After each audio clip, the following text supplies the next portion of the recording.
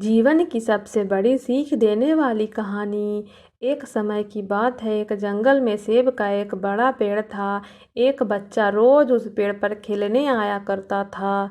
वह कभी पेड़ की डाली से लटकता, कभी फल तोड़ता, कभी उछल कूद करता था। सेब का पेड़ भी उस बच्चे से काफ़ी खुश रहता था। कई साल इस तरह बीत गए। अचानक एक दिन बच्चा कहीं चला गया और फिर लौट के नहीं आया। पेड़ ने उसका काफ़ी इंतज़ार किया पर वह नहीं आया।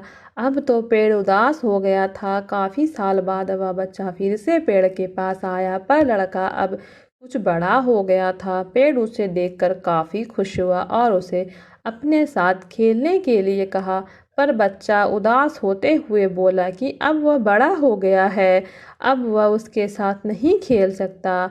बच्चा बोला कि मुझे खिलौने से खेलना अच्छा लगता है, पर मेरे पास पैसे नहीं हैं खिलौने खरीदने के लिए। पेड़ बोला, उदास ना हो तुम, मेरे फल तोड़ लो और इन्हें बेचकर खिलौने खरीद लो। बच्चा खुशी खुशी सारे सेब तोड़ के ले गया, लेकिन वह फिर बहुत दिनों तक वापस नहीं आया। पेड़ बहुत दुखी हुआ। अचानक बहुत दिनों के बाद बच्चा, जो अब जवान हो गया था, वापस आया। पेड़ बहुत खुश हुआ और उसने अपने हाथ से खेलने के लिए कहा, पर लड़के ने कहा कि पेड़ के साथ नहीं खेल सकता, अब मुझे कुछ पैसे चाहिए क्योंकि मुझे अपने बच्चों के लिए घर बनाना है।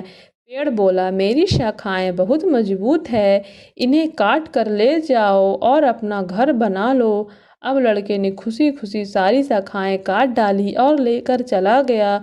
उस समय पर पेड़ उसे देखकर बहुत खुश हुआ, लेकिन वह फिर भी वह कभी वापस नहीं आया और फिर से वह पेड़ अकेला और उदास हो गया था। अंत में वो काफ़ी दिनों बाद थका हुआ वापस आया। तभी पेड़ उदास होते हुए बोला, अब मेरे पास ना फल है और ना ही लकड़ी, अब मैं तुम्हारी मदद भी नहीं कर सकता। बूढ़ा बोला कि अब उसे कोई सहायता नहीं चाहिए, बस एक जगह चाहिए जहां वह बाकी ज़िंदगी आराम से गुजार सके। पेड़ ने उसे अपनी जड़ों में पनाह दी और बूढ़ा हमेशा वहीं रहने लगा। मित्रों, इसी पेड़ की तरह हमारे माता पिता भी होते हैं।